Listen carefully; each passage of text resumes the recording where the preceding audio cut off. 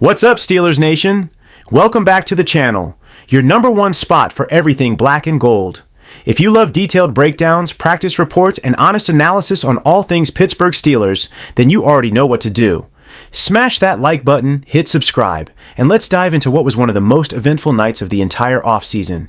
We're talking about Friday Night Lights at Latrobe, where the pads were popping, the fans were fired up, and the lights were shining, but not everybody on the field rose to the occasion.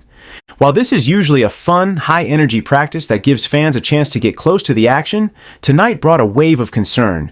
It was supposed to be a celebration of football returning, but instead, the night was overshadowed by two major storylines that left fans buzzing, and not in a good way.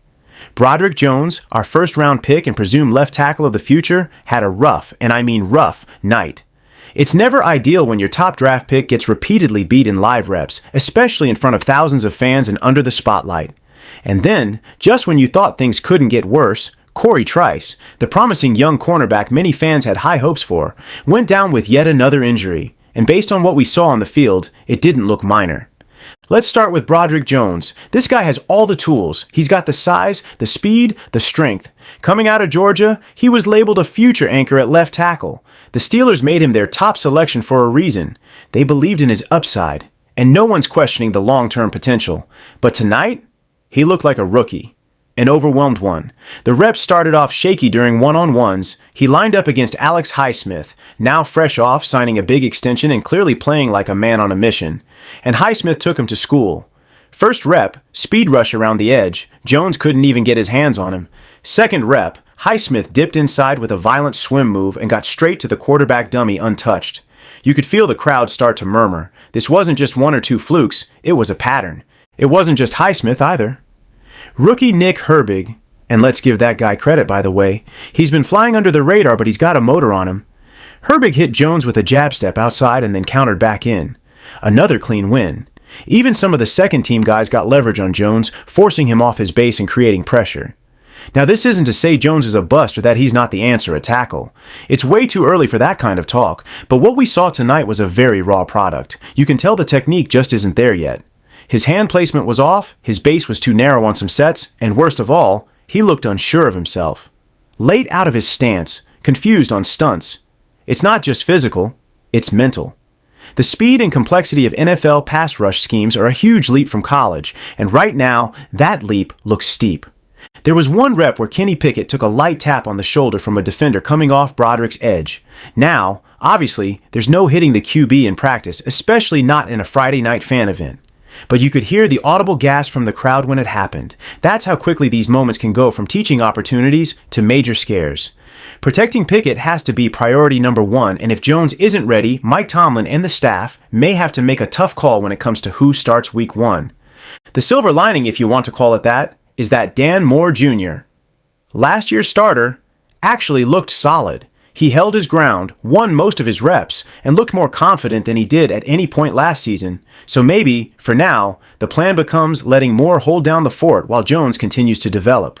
There's no shame in that. Plenty of elite tackles started as backups their rookie years, but it does shift expectations. The hope was that Jones could hit the ground running. Based on tonight, he might need a bit more time. Now, as concerning as Jones's performance was, it was nothing compared to the moment Cory Trice hit the turf. This one hurt, literally and figuratively, because Trice has become a fan favorite over the past year. Drafted in the 7th round last year, he brought that ideal size-speed combo you look for in a modern corner. 6'3", long arms, physical press style. And during camp, he's flashed. Whether it was making plays in 7-on-7s or sticking with receivers in team drills, Trice had been building real momentum. Some fans were even penciling him in as CB4 or CB5 on the final roster. But all of that came crashing down in a moment.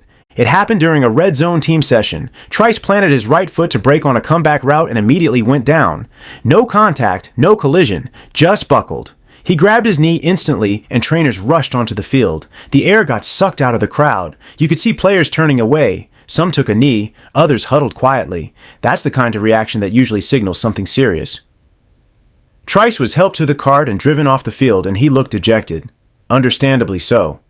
Now, if you remember, Trice tore his ACL last summer. It wiped out his entire rookie season. And now, less than a year later, he's down again with what looks like another serious knee issue. That's devastating. You work so hard to rehab, to grind your way back into camp shape, and then it gets taken from you before you even get a real shot. It's just brutal. The implications of his injury go beyond just personal disappointment. With Trice likely out for at least the foreseeable future, the Steelers suddenly find themselves thinner at corner than they probably anticipated. Joey Porter Jr. is your lead guy. Levi Wallace is solid but limited in man coverage. Patrick Peterson brings veteran savvy. But let's be honest, he's 34 years old and was already likely to be rotated in more than relied on as a full-time guy. That leaves younger players like Darius Rush, who flashed at times tonight, and maybe someone like Thomas Graham Jr. to step up and fill the gap. But make no mistake, this injury opens the door for a potential roster move. Don't be surprised if the Steelers explore the free agent market in the next week or two to bring in a depth corner. They can't go into week 1 with question marks at CB4 and CB5. Despite all the negative headlines, there were a few bright spots that we've got to shout out. George Pickens, as always, continues to defy gravity. He had another highlight catch in the corner of the end zone, full extension, one hand, kept both feet in bounds. You'd think at some point we'd get used to these types of plays from Pickens, but they still drop jaws. He also had a slick double move that left Joey Porter Jr. chasing. That chemistry with Kenny Pickett is growing by the day. Speaking of Pickett, he looked sharp, poised in the pocket, accurate on the move, and showed solid command at the line. You can tell he's more comfortable this year, went through his progressions, found his checkdowns when nothing deep opened up, and he threw a dime to Pat Freiermuth up the seam during a 2-minute drill. That connection could be a big part of the red zone attack this season. Let's not forget Quan Alexander either. He just signed and barely had time to unpack, but he was flying around like he'd been in this defense all offseason. He met Najee Harris in the hole and stopped him cold. Probably the best hit of the night. He also sniffed out a screen and nearly had a pick. His energy was contagious, and I wouldn't be surprised if he earned significant snaps by mid-season. Nick Herbig, we mentioned him earlier, deserves another shout. His get-off is insane, his bend around the edge is rare, and he plays with a chip on his shoulder. He doesn't care who's in front of him, he's going to attack. And right now, he's forcing the coaching staff to find a role for him, even in a crowded linebacker room. After practice, Mike Tomlin didn't give much away, as usual. He said the tape would tell the story. He acknowledged that Broderick is learning and that nights like this are part of the process. When asked about Trice, he said, they're waiting on medical evaluations. And if you follow Tomlin over the years, you know that's his go-to when an injury is likely more serious than he's letting on. So now the Steelers head into another week of camp with more questions than answers. Is Broderick Jones ready to start? Can Dan Moore hold down the job in the meantime? What does the CB depth chart look like without Cory Trice? Who steps up?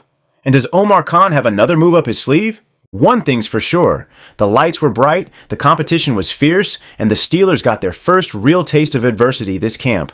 How they respond will say a lot about the toughness and depth of this roster. Let me know what you guys think down in the comments. Are you worried about Broderick Jones, or do you think this is just part of the rookie curve? And what would you do about the cornerback situation? Would you sign a vet or roll with the young guys? Hit that subscribe button so you don't miss a single update. We've got more camp coverage, preseason previews, and 53-man roster projections coming your way. And until next time, stay safe, stay locked in, and as always, here we go, Steelers Nation.